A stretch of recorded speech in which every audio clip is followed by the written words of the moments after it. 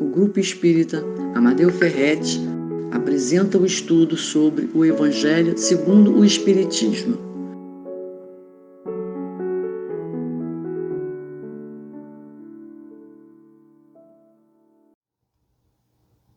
Olá, queridos irmãos do Grupo Espírita Amadeu Ferretti.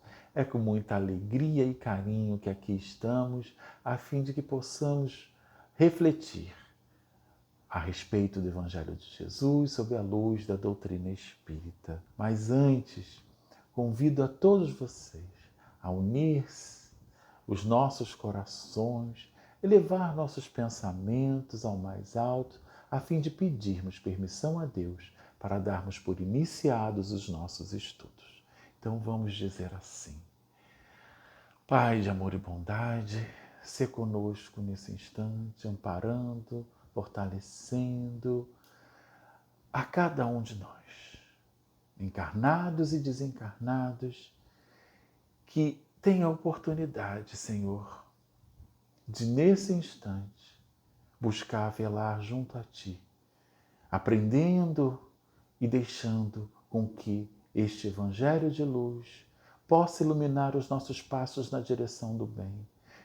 Possa, Senhor, despertar as nossas consciências diante do trabalho que cada um de nós ainda precisa realizar a fim de alcançar a melhora e a transformação que o Senhor espera de cada um de nós.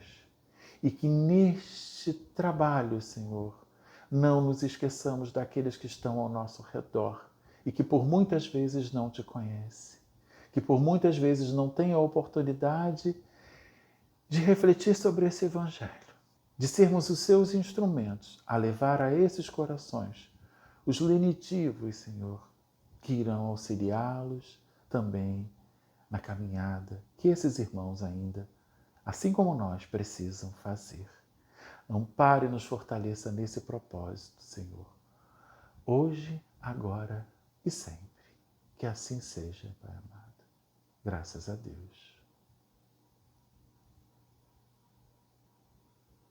Então, meus irmãos, hoje o nosso estudo é intitulado A Candeia Debaixo do Alqueire e o Uso das Parábolas por Jesus. Nós encontramos no Evangelho segundo o Espiritismo, no capítulo 24, itens de 1 a 7. Então a gente sempre gosta de fazer essa recomendação.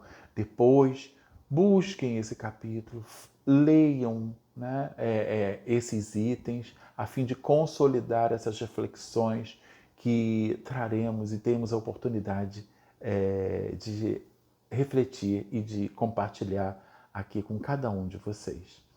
Então, a passagem do Cristo sobre o orbe terrestre representa para a humanidade um grande divisor de águas, onde Jesus institui que o amor é o melhor caminho a ser seguido. Não mais a dor, a violência, não mais o olho por olho, o dente por dente, mas uma era de amor, onde o amor deveria ser entendido e colocado em prática a fim de que todos nós pudéssemos alcançar essa plenitude que o Cristo veio nos deixar em termos de ensinamentos. E a moral do Cristo, a gente vai perceber que é o mais perfeito código de leis que visam transformar o homem, ainda brutalizado, ainda violento, ainda cheio de mazelas, cheios de vícios e imperfeições, em seres de luz. Que permitiu que o Mestre descesse a um planeta de provas e expiações e, portanto, ainda rebeldes a esses ensinamentos, ainda resistentes a esse amor, e convivesse ao nosso lado, respeitando as nossas limitações, a nossa ignorância, a nossa cegueira espiritual, e ainda assim se mostrar como o farol a iluminar os nossos passos na direção do bem. Afinal, ninguém chegará até o Pai se não for através dele. Por isso, afirmar ser o caminho, a verdade e a vida. Então, apesar também das nossas limitações, ele vir e nos auxiliar, né, no seu messianato, trazendo e contendo tantas e tantas informações, tantas e tantas lições que inspirariam os corações e despertariam consciências. E diante dessa difícil tarefa, difícil porque nós, enquanto sociedade, enquanto humanidade, não estávamos preparados. Então ele não podia dizer tudo. Então ele tinha que encontrar formas alternativas de colocar esses ensinamentos em prática, em trazer essas lições e mostrar que era possível ser feitas. Então, daí essa é uma tarefa difícil. Ele saiu a semear seus ensinamentos, a exemplificar as preciosas lições que até hoje continuam tocando os corações e sendo aprendida e reaprendida à medida que nós vamos nos melhorando moralmente e despertando para essas verdades. Hoje, vamos refletir a respeito do trabalho missionário de Jesus e a forma encontrada por ele a fim de cumprir tamanha missão. Então, a nossa proposta é, primeiro, refletir a forma que Jesus encontrou para executar essa tarefa.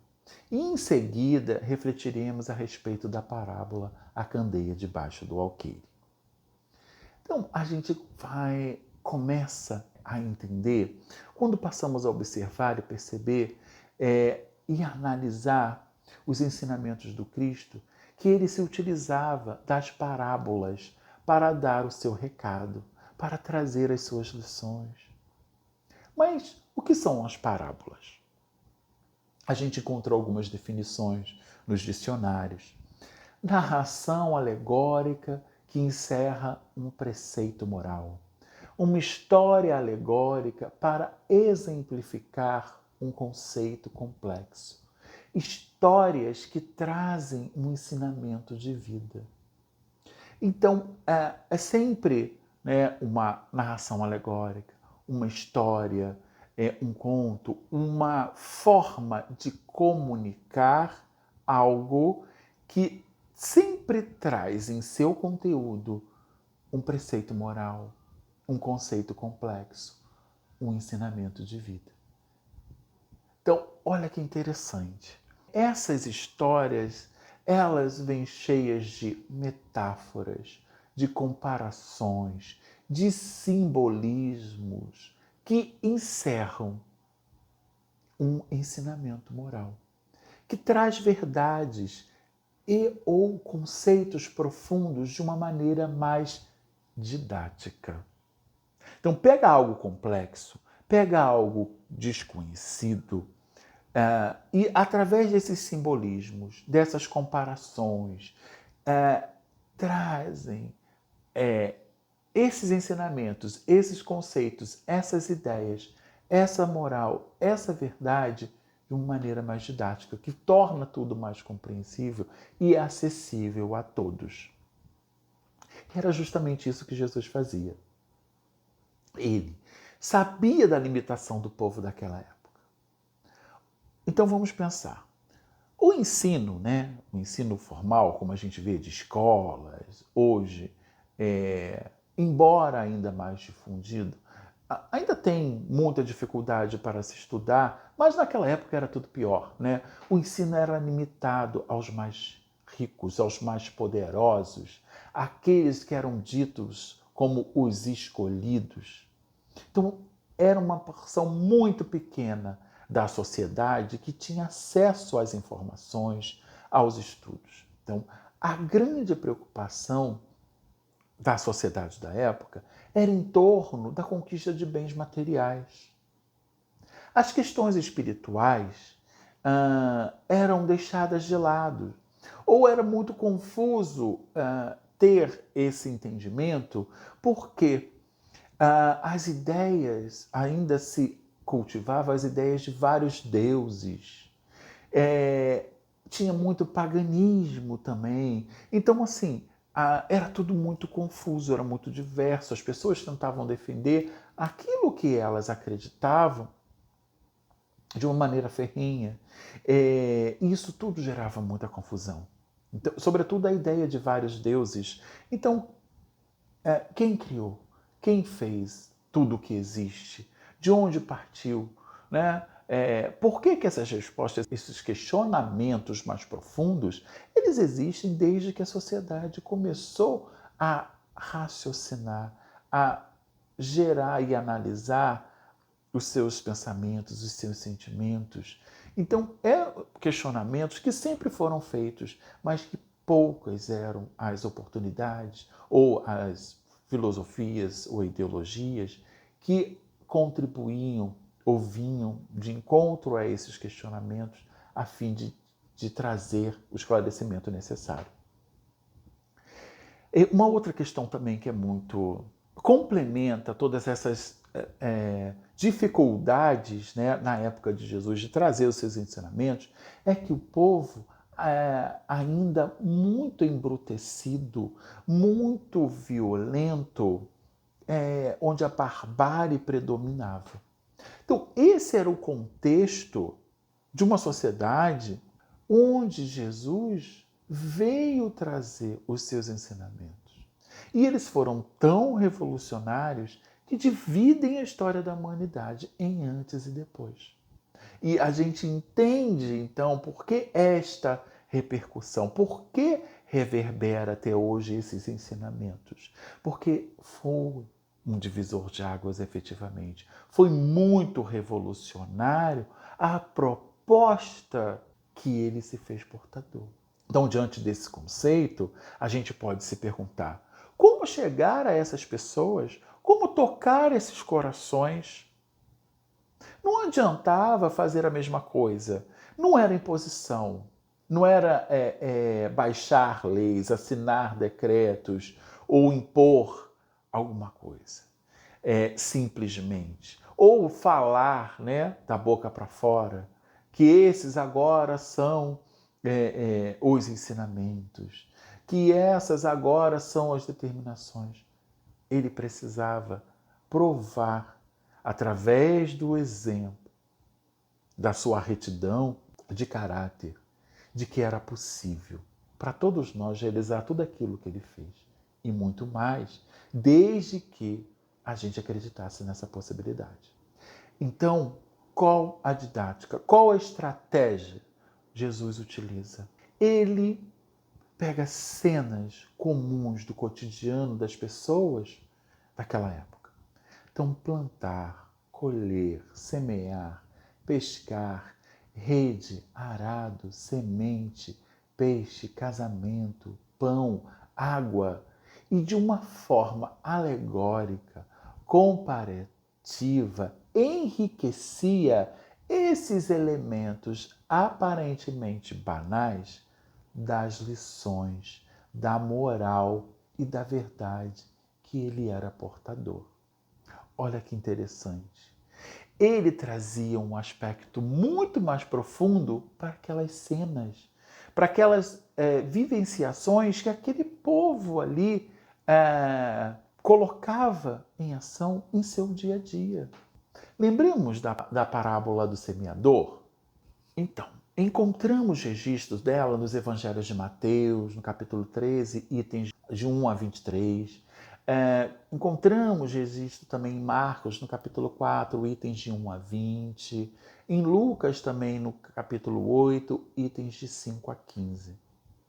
Ela diz, rapidinho, sabe, para a gente recordar, que o objetivo aqui não é analisá-la, né? Mas um lavrador saiu a semear. E as sementes caíram em diferentes solos, rochosos, entre espinhos, numa terra rasa.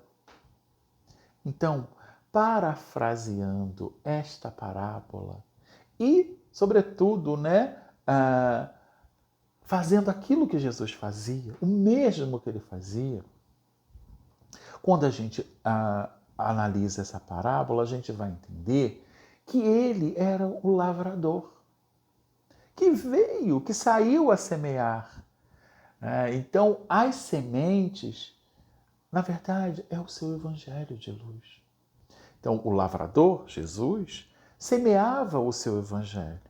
E os diferentes solos representam, na verdade, a todos nós, que nos encontramos em diferentes graus evolutivos e que ainda não temos as condições ideais de deixar com que essas sementes, o evangelho do semeador de Jesus, cresçam e se desenvolvam. Olha que interessante. A gente utilizou do mesmo método de Jesus, de uma forma comparativa, de elementos alegóricos para trazer uma ideia. Mas hoje nós precisamos analisar outra parábola, que é a candeia debaixo do alqueire. Mas vamos pensar primeiro, Candeia, porque não é uma palavra muito utilizada por nós, uma palavra antiga, e ela significa uma peça de iluminação que é abastecida com óleo ou com gás. Então, é um objeto utilizado para iluminar os ambientes. Digamos que hoje poderia ser, se fosse colocada esta parábola para a gente, de repente uma lâmpada, que é um objeto mais comum. Mas naquela época não existia energia elétrica como a gente entende agora. Então eram outros recursos, porque a tecnologia ainda não era tão desenvolvida como agora.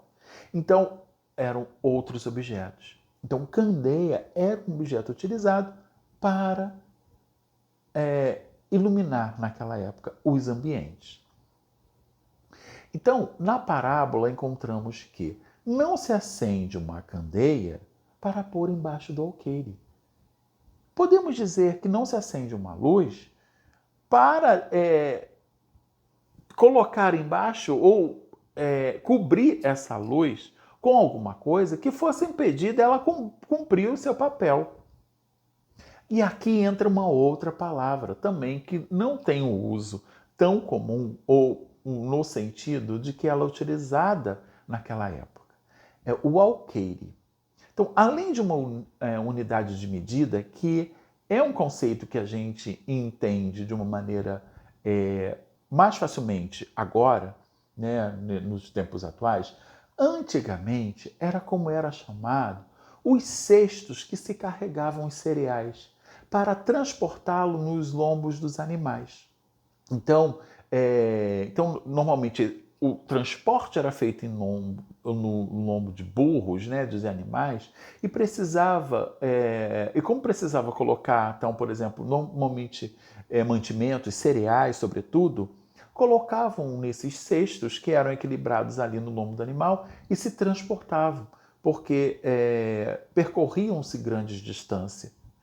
Então precisava. Então, alqueire era o nome que se dava a esses cestos que carregavam, sobretudo, cereais, esses mantimentos que eram utilizados na época. Então, não se acende uma candeia para pôr embaixo de um alqueire.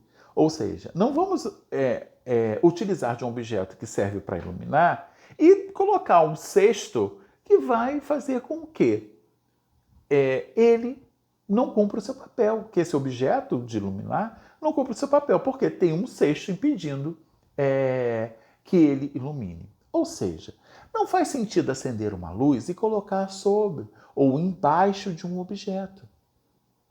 Por quê, meus irmãos? Ao acender a luz, o nosso objetivo é dissipar a escuridão, é iluminar os ambientes.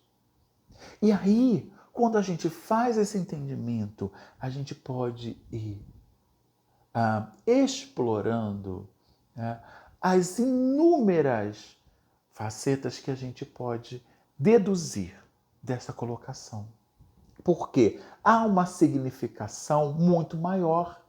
Quando a gente acende a luz interna, a gente dissipa a escuridão que ainda habita em nós.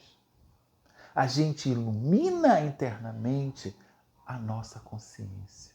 nos ilumina enquanto espíritos. Olha a significação desta colocação quando a gente faz esse tipo de interpretação.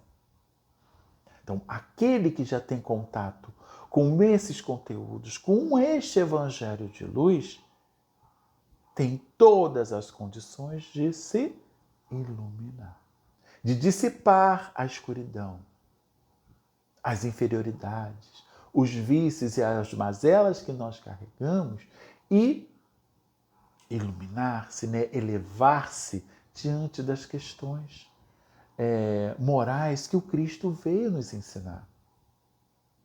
Da mesma forma que aqueles que possuem o conhecimento das leis divinas não devem guardá-las só para si. Precisará divulgá-la para que os outros possam se beneficiar, iluminando-se também. Então, cada um de nós passa a ser uma chama a iluminar não só o nosso caminhar, mas o caminhar daqueles que estão ao nosso redor, daqueles que porventura ainda não tenham condições de compreender, mas já enxergam em nós um ser que já está buscando fazer com que essa luz brilhe. E é isso que a gente acaba atraindo esses seres para juntos de nós, porque eles já percebem uma movimentação num sentido de que traz paz, de que traz tranquilidade, de que tem bons pensamentos, de que tem boas ideias, que nos dão os bons conselhos, e isso naturalmente acabam atraindo as pessoas para perto de nós, para perto daqueles que já tenham essa luz, que já façam essa luz. Exatamente por isso que a gente percebe o magnetismo de Chico Xavier, por exemplo. Quantos não eram os seres, as pessoas, os espíritos que buscavam estar perto, porque a docilidade, a paz, as reflexões, os ensinamentos, as mensagens de que ele trazia, despertavam em nós, tocavam os nossos corações, nos sensibilizavam. Agora, vamos pensar num espírito mais puro, que a Terra já teve conhecimento, que era o de Jesus. Imagina o magnetismo que ele despertava. Como ele alcançava aqueles corações embrutecidos, endurecidos, com esta força, com esta luz, que todos aqueles que chegavam, que se aproximavam, que muitas vezes até tocavam, conseguiam extrair dali o benefício que precisavam. E se melhoravam, e se curavam, e se transformavam, e se deixavam dominar, e se sentiam tocados de uma forma tão profunda que as lágrimas eram as únicas manifestações possíveis diante daquela grandiosidade que o Mestre era. Então, meus irmãos, quando assim agimos, ainda que distantes dessa grandeza do Cristo, ainda que distantes da simplicidade e generosidade de Chico Xavier, nós cumprimos a recomendação de Jesus, pois permitimos com que essa luz se espalhe. E naturalmente a gente acaba atraindo para junto de nós esses irmãos que precisam, que veem ali uma oportunidade de encontrar o lenitivo, de encontrar uma alternativa para tantos problemas e dificuldades. Uma outra questão também contida nessa parábola é que fala que tem uma outra parte, né? Nada há de secreto que não seja descoberto, É a outra parte dessa parábola, e que significa que não podemos esconder por muito tempo essas verdades. Quando estivermos prontos e em condições melhores, todos esses ensinamentos passam a fazer parte da nossa realidade. Então, não conseguimos esconder por muito tempo. Não é para isso que foi feito. Quando esses ensinamentos chegam, eles precisam ser multiplicados, precisam ser compartilhados. A gente tem o hábito de reclamar muito.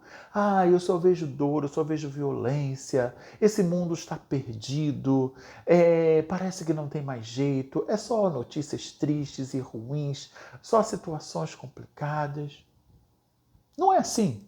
Será que em algum momento a gente não fez esse tipo de reflexão? Não passou essa ideia pela nossa cabeça? Mas já paramos para pensar o porquê?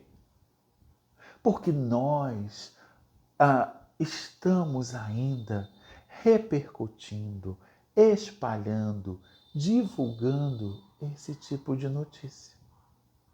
É isso que ainda está movimentando a nossa curiosidade. É isso que ainda está despertando os nossos interesses ainda inferiores. E aí a gente sintoniza no canal em que repercute o quê? Esse tipo de notícia. Aí a gente vai buscar lá na internet, né, o site ou as pessoas que estão fazendo o quê? Propagando esse tipo de coisa. Aí a gente compartilha que tipo de vídeo, que tipo de informação pelos aplicativos que a gente utiliza hoje em dia. Será que a gente está seguindo efetivamente os exemplos que o Cristo nos deixou? O Cristo se utilizava de todas as situações, de todas as oportunidades para extrair dali a lição, para divulgar o bem, para trazer uma palavra positiva, incentivadora, que viesse a despertar as consciências. Mas e nós? Já estamos agindo como Cristo? Ou a gente está fazendo exatamente o contrário? E para a gente descobrir isso, basta uma simples análise da nossa conduta diária. O que nós estamos fazendo? A gente conseguiu incentivar alguém a sair daquela tristeza, daquela dor, daquela depressão? A gente já mostrou àqueles que estão ao nosso redor que existe uma realidade, que existe sim a possibilidade de divulgar o amor, da alegria, da felicidade? Ou a gente está contribuindo para deixar aquela consciência ainda mais adoecida, ainda mais triste, ainda mais doente? Com um tipo de conselho, de palavras, de ideias, de piadas que nós estamos fazendo.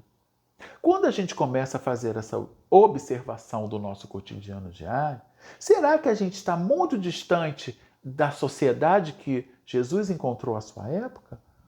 Ou será que se ele viesse hoje, a gente não repetiria as mesmas ações, as mesmas atitudes daquele povo? Será que não fomos nós mesmos que o crucificamos? A gente precisa refletir. Se ele voltasse hoje, a gente o reconheceria? Ou será que não o taxaríamos de louco? Percebemos? A gente precisa fazer esta análise para a gente começar a entender em que momento nós nos encontramos e se já temos essa consciência, e se esses conhecimentos já estão chegando até nós, que eles precisam, enfim, deixar de ser apenas um discurso bonito e passar a ser a prática, a nossa prática diária. O exercício de colocarmos em ação o Evangelho do Cristo, para que não salvem os outros, né? Salvar, entre aspas, mas que eles façam a diferença em nossas próprias vidas.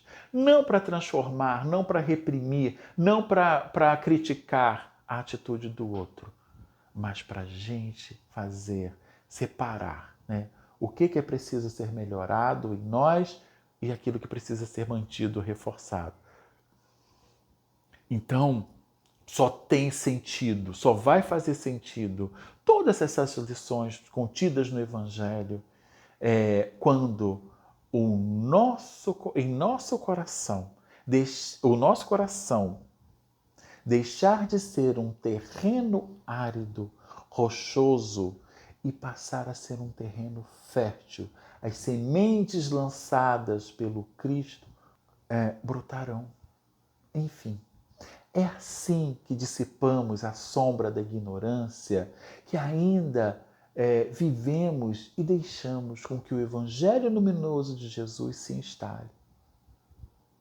Já reparamos que passamos incontáveis vezes pelas lições de Jesus e sempre descortinamos algo que até então não havíamos percebido? Então, assim, por quantas parábolas a gente já leu? Quantas vezes essas parábolas foram ditas, analisadas por nós? Quantas vezes abrimos o Evangelho e nos deparamos com ela?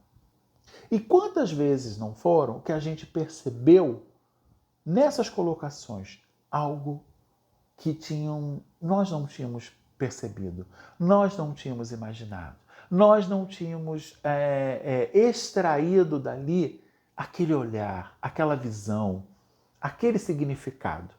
Isso já aconteceu com vocês também?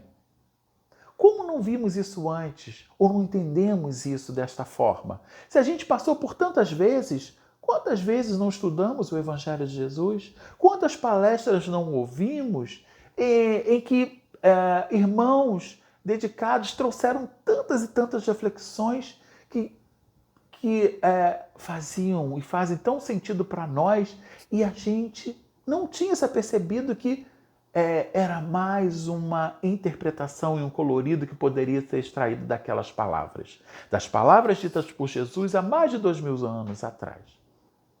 Sabe por quê? Porque não tínhamos as condições intelectuais e, sobretudo, morais para alcançar a dimensão maior que Jesus empregava em cada palavra, em cada gesto, em cada exemplo que ele nos deixou. Tudo que ele fazia era revestido de uma grandeza que só aos poucos, à medida que nós vamos evoluindo, que dissipamos estas trevas internas, em que vivemos isso no nosso dia, esses ensinamentos nos nossos dias, é que vamos nos dando conta e percebendo um aspecto que até então nós ignorávamos. Então as ideias, elas vão se ampliando, vão ganhando cor, intensidade, interpretações que até então nós não tínhamos. Por isso que é tão comum a gente se deparar com aquele texto que a gente leu 1, 2, 3, 10, 15, 20 vezes e a gente não tinha se apercebido. E que agora faz todo sentido, porque, já temos condições de entender um pouco mais. E à medida que a gente evolui, tudo isso ganha um outro aspecto, ganha um outro sentido, ganha uma nova dimensão. Desperta em nós um outro aspecto que a gente não tinha percebido. E isso também fazia parte da estratégia de Jesus. Pois se ele não preparasse o terreno e dissesse de forma abrupta, de forma direta, tudo aquilo, todas as verdades, todos os ensinamentos que ele se fez portador, não teríamos condições de entender, nós não suportaríamos. Então vamos utilizar mais uma vez a tática de Jesus. Vamos imaginar que estamos num ambiente bastante escuro, num cômodo, que a gente não entra há muito tempo, não tem janelas, tem alguns móveis lá dentro, a gente abre a porta e a gente não sabe nem mais onde está o interruptor. E a gente fica receoso se a gente vai tropeçar, vai esbarrar em alguma coisa, se a gente pode quebrar, o que a gente está vendo, se tem alguma coisa ali que pode nos prejudicar. Não é assim? Imaginemos que alguém vem, de repente, ou a gente mesmo, tateando assim uma parede, toque de forma repentina no interruptor. E aquela luz se acende. O que acontece? Instintivamente, dependendo da intensidade dessa luz, A gente fecha os olhos, a gente leva a mão aos olhos, a gente não consegue enxergar de uma forma nítida, de uma forma clara, aquele ambiente. Por alguns momentos a gente se sente cegos, né? Porque a gente não consegue perceber, porque as nossas vistas, os nossos olhos precisam se acostumar àquela claridade que foi feita de uma forma repentina. Não é assim? Isso já não aconteceu em algum momento conosco? Da mesma forma, aconteceria se Jesus trouxesse de uma vez só todo aquele conteúdo, todos aqueles ensinamentos. Por isso, o Consolador prometido, que viria falar, que ele viria trazer aquilo tudo que ainda não tínhamos condições de compreender, ou aquilo tudo que o homem ia deturpar visando tirar proveito, porque viu ali uma maneira de manipular outras consciências. Então, que viria esclarecer as consciências com aquilo tudo que ainda não podia ser dito naquela época. Então, ele iria relembrar essas questões, ele iria trazer novos conceitos e a espiritualidade nos afirma que esse Consolador prometido é, na verdade, a doutrina espírita, essa doutrina de luz, que não viria mais em forma de um homem, mas, como a gente conhece materialmente falando, né? Mas viriam em forma ou através dos espíritos, que vem lembrar de uma forma lógica e racional aquilo tudo que o Mestre nos deixou e trazer conhecimentos consoladores capazes de tornar em terreno fértil os corações embrutecidos. Quando colocamos em prática esses ensinamentos e quando assumimos o compromisso de melhora que todos nós ainda carecemos. Assim, queridos irmãos, agradecemos pela oportunidade. Deixo o meu abraço fraterno a todos os irmãos do Grupo Espírita Amadeu Ferretti, no desejo sincero que Deus nos conceda mais oportunidade de aprendermos juntos. Convido a vocês a agradecer por essa oportunidade, dizendo assim: Pai de amor e bondade, agradecemos de coração pela oportunidade que nos concedeste de, nesse momento, trazer essas sementes de luz para junto de nós. Que elas possam, Pai, recair em nossos corações e serem trabalhadas, irrigadas, cultivadas no nosso dia a dia, a fim de que brotem em forma de ações que nos levarão para junto de Ti. Em ações que poderão nos fazer instrumentos da Sua atividade em favor de todos aqueles que precisam e colocar assim a caridade em ação em favor de Teus filhos. Ó Senhor, ampara, nos fortaleça e nos dê ânimo para que continuemos buscando nesse Evangelho a motivação necessária para continuarmos acreditando, para fortalecermos em nossa fé, para renovar as nossas esperanças e fazer o nosso melhor a cada instante. O nosso muito obrigado. Gratidão, meus irmãos. Convidamos a todos para assistirem à nossa próxima palestra. Aguardamos vocês!